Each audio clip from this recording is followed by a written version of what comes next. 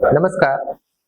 आज आपल्यासोबत आहेत पुंडलिक बापू खांडे, माजी शिवसेना जिल्हा प्रमुख आणि संस्थापक अध्यक्ष सरपंच संघटना महाराष्ट्र राज्य. प्राईम मराठीमध्ये त्यांचं मी स्वागत करतो. Welcome sir. धन्यवाद. सर, आपण प्रदीर्घ काळापासून राजकारणामध्ये आपली कौटुंबिक पार्श्वभूमी बघितलं तर आपण अल्पभूधारक शेतकऱ्याच्या कुटुंबामध्ये आपला जन्म झालेला आहे. आपली कोणतीही राजकीय पार्श्वभूमी नाहीये. मग राजकारणामध्ये आपले कसे पदार्पण झाले? सर्वप्रथम प्राईम मराठी टीव्ही या चॅनलचं मी मनापासून खूप खूप स्वागत करतो. आपण आपल्या या चॅनलच्या माध्यमातून मला या ठिकाणी बोलवलं. माझं मनोगत आपण आपल्या माध्यमातून जनतेसमोर मांडत आहात, त्याबद्दल मी सर्वप्रथम आपल्या चॅनलचे खूप खूप आभार मानतो. आणि आपण जो मला माझी राजकीय पार्श्वभूमी जी विचारली, मी बीड तालुक्यातील माळजवळ गाव या गावचा रहिवासी आहे आणि माझी राजकीय सुरुवात ही ग्रामपंचायतच्या सरपंच पदापासून सुरुवात झाली. आणि सरपंच झाल्यानंतर मी उद्धवसाहेब ठाकरे यांच्या सोबत शिवसेनेमध्ये एक शिवसैनिक म्हणून काम करायला सुरुवात केली. आणि शिवसेनेमध्ये काम करत असताना मला शिवसेनेचं उपतालुका प्रमुख, त्यानंतर शिवसेनेचं जिल्हा प्रमुख, त्याचबरोबर जिल्हा परिषदची बहिरवाडी गटातून उमेदवारी 2012 मध्ये. आणि 2012 मध्ये बहिरवाडी जिल्हा परिषद गटातून माझा अल्पशा मताने पराभव झाला. परंतु पराभव झाल्यानंतर आम्ही परत जनतेमध्ये सातत्य ठेवलं, लोकांची सेवा करत राहिलो, लोकांची विकासाची कामं करत राहिलो. लोकांना ज्या मूळ अडीअडचणी गरजा असतात त्या सतत त्यांच्यासोबत राहून संपर्क साधत काम केलं. आणि 2017 मध्ये परत जिल्हा परिषद पंचायत समितीच्या निवडणुका लागल्या. आणि 2017 मध्ये माझा जिल्हा परिषद गट हा ओबीसी गटाला गेल्यामुळे मला जिल्हा परिषद परत लढता नाही आली. पंचायत समिती ओपन महिला होती. माझी पत्नी मनीषा खांडे यांनी मग पंचायत समितीला शिवसेनेकडनं मी परत 2017 ची निवडणूक लढलो आणि जवळपास 2200 मतांनी मी त्या ठिकाणी विजय झालो.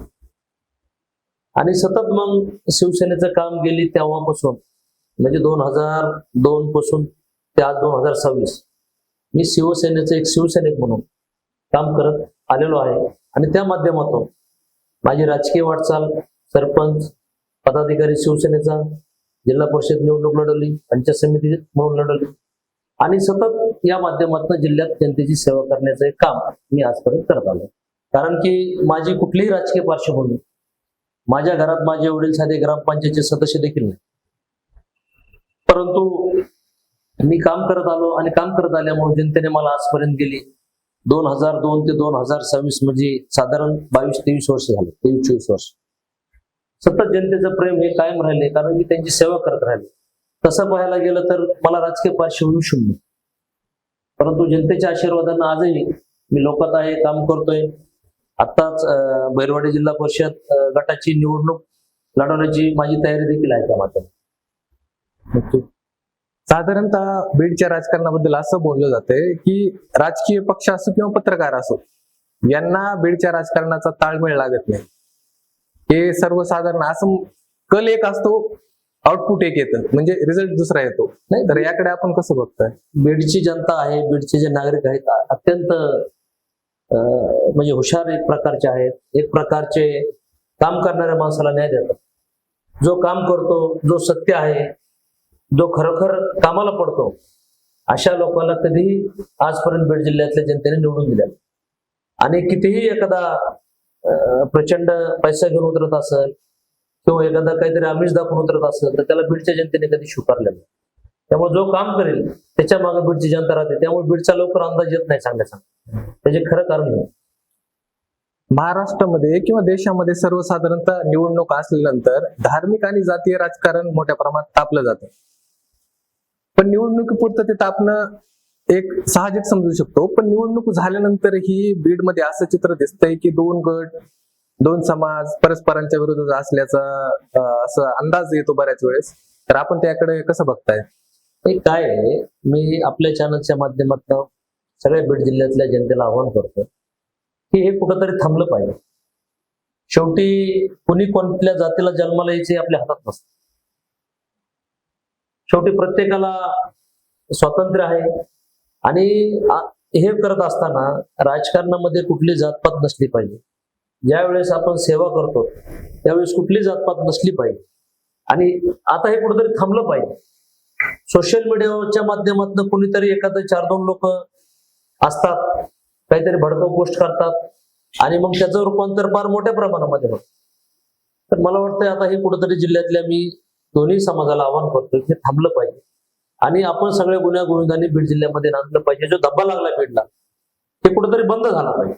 जे होतंय ते ठीक आहे, दोन्ही समाजामध्ये 4 लोक चुकीचे असतात, ह्या समाजात असतील ते असतील, तितक्यापर्यंत त्यांना सजा व्हायला पाहिजे. पण ते समाजात रूपांतर नको. जो चूक करीन त्याला सजा द्यायला तो कुठल्याच समाजात असतो, असं माझं मत आहे.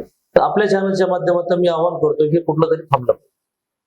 आपण आता बोलताना उल्लेख केलात की आपण जिल्हा परिषदला बहिरवाडी गटातून थांबणार आहात. किती वर्षाचा आपला तिथलचा कामाचा अनुभव आहे? आपण तिथे काय विकासाची कामं केलेली आहेत की ज्यामुळे तिथलची जनता आपल्या पाठीशी उभी राहील? मी बहिरवाडीला 2012ला जिल्हा परिषद लढलो होतो उद्धव साहेब ठाकरे यांच्याकडनं आणि त्यावेळेस मी कमी मताने माझा पराभव झाला. पण पराभव झाल्यानंतर 2012 ते 2026 म्हणजे साधारण 14 वर्ष झाले त्या गोष्टी. मी सतत त्या परिसरामध्ये, त्या भागामध्ये, त्या गावामध्ये सर्व जाती धर्माच्या लोकांसोबत सगळे सुख आणि दुःखामध्ये मी आहे. राहिला प्रश्न की त्या ठिकाणी मी काय कामं केली विकासाचे, तर मी जवळपास माझ्या जिल्हा परिषद गटामध्ये असं एकही गाव नाही की त्या गावाला कुठल्या ना कुठल्या माध्यमातून मी निधी दिला. मी एक 2-3 गावाचे छोटस उदाहरण सांगतो तुम्हाला की माझ्या ह्याच्या सगळे मी तुम्हाला आता लिस्ट जर दिली तर कमीत कमी 40 ते 50 कोटी रुपयाचे विकास निधीचे काम मी या बहिरवाडी जिल्हा परिषद गटामध्ये दिलेले आहेत. आणि कुठल्या गावात किती निधी दिलाय हे मी ज्यावेळेस त्या गावात निवडणुकीला जाईल त्यावेळेस ती यादी समोर घेऊनच जाईल. त्यावेळेस सगळ्या जनतेला देखील सांगाल या ज्या आपल्या चॅनलमध्ये बोलतो म्हणून नाही, कामाच्या नावासह आणि रकमेसह मी कुठल्या गावात किती निधी दिला हे सगळे सांगाल. आणि जवळपास म्हणजे मी कोणाला आरोप करत नाही किंवा कोणी निष्क्रिय म्हणत नाही, पण यापूर्वी जिथं मागील 20 वर्षात जे कोण सदस्य आमच्या गटात निवडून गेले असते मग ते कुठल्या पक्षाचे असतात त्यांची जर बेरीज केली तुम्ही दिलेला निधी आणि मी दिलेल्या निधीची जर बेरीज केली तर त्या 4-5 सदस्याची बेरीज होणार नाही. तेवढा निधी मी त्या गटामध्ये दिलाय. त्यामुळे मला विश्वास आहे बहिरवाडीतली जनता ही माझ्या पाठीशी खंबीरपणे उभा आहे. मग रस्त्याचे प्रश्न असतील, पाण्याचे असतील, लाईटचे असतील, मार्गी लावण्याचं काम हे मी नक्कीच जेवढं शक्य तेवढं करण्याचा मी प्रयत्न केलेला आहे. आणि जे उर्वरित काम आहेत ते देखील आता यापुढे मी ते राहिलेले कामं करेल हे जनतेला माझ्या बाबतीत विश्वास आहे. कालच सर्वोच्च न्यायालयाचा निर्णय आलेला आहे की ज्या ठिकाणी स्थानिक स्वराज्य संस्थेच्या निवडणुकीमध्ये जिल्हा परिषद असो, पंचायत समिती असो, तिथं आरक्षणाची मर्यादा ओलांडलेली आहे. त्या जागांना अनिश्चित काळासाठी स्टे आणलेला आहे, म्हणजे थांबवलेलं आहे. प्रदीर्घ काळापासून जर लोकप्रतिनिधी असेल आणि प्रशासन काम करत असेल तर त्याचा विकासावर परिणाम होतो का? आता निवडणुका होणं फार काळाची गरज आहे. निवडणुका झाल्याच पाहिजे. तसं राज्य सरकारने देखील काल सुप्रीम कोर्टामध्ये विनंती केली किंवा निवडणुका घ्यायला हे द्या. परंतु शेवटी सुप्रीम कोर्ट हे सर्वोच्च न्याय मंदिर आहे. त्यांचा जो निर्णय तो मान्य असतो. त्यांनी जो सांगितलाय हे सगळं ओबीसी आरक्षणचे जे काही बारकावे आहेत ते क्लिअर करा आणि नंतर निवडणुका घ्या. त्यामुळे नक्कीच आता होणाऱ्या निवडणुका काही दिवसांसाठी लांबलेल्या आहेत हे चित्र स्पष्ट. अगदी एक महिन्याभरापूर्वी, जवळपास महिना उलटेल त्याला, महाराष्ट्राचे लाडके मुख्यमंत्री अजितदादा पवार यांचं विमान अपघातामध्ये निधन झालं. त्याच्याबद्दल चर्चा, संशय, अपघात याबद्दल तर चर्चा आहे. पण त्याच्या व्यतिरिक्त जर बघितलं अजित पवार यांची भूमिका राजकीय आणि सामाजिक दृष्टिकोनातून हे महाराष्ट्राची लॉस तर झालेलं आहे, पण आपण याकडे कसं बघतो? अजितदादा पवार हे एक महाराष्ट्राचं व्हिजन होतं. एक अष्टपैलू म्हणून नेतृत्व म्हणून त्यांच्याकडे पाहिलं जातं. आणि ज्या वेळेस दादाकडे काम जायचं ते कधीही पक्षपात बघत नव्हते आणि जे आवश्यक आहे, जे जनतेचं काम आहे त्याला ते प्राधान्य दिले. निवडणुकीपुरतंच राजकारण करायचे आणि एकदा कामाला सुरुवात केली की ते कामाला प्राधान्य द्यायचं, असं एक ते नेतृत्व होतं. माझे अनेक वेळा दादासोबत संबंध आले. काही कामाच्या बाबतीत मी त्यांच्याकडे गेलो, काही प्रस्ताव मांडले, काही कामं झाली. जे आवश्यक कामं ते तत्काळ त्यांनी मार्गी लावले. हे होण्याच्या अगोदर एकदा दादाच्या बंगल्यावर मुंबईमध्ये माझ्याकडे त्याचे फोटो सुद्धा आहेत, मी तुम्हाला ते फोटो देतो. मी काही कामासाठी बंगल्यावर जाऊन दादाला भेटलो.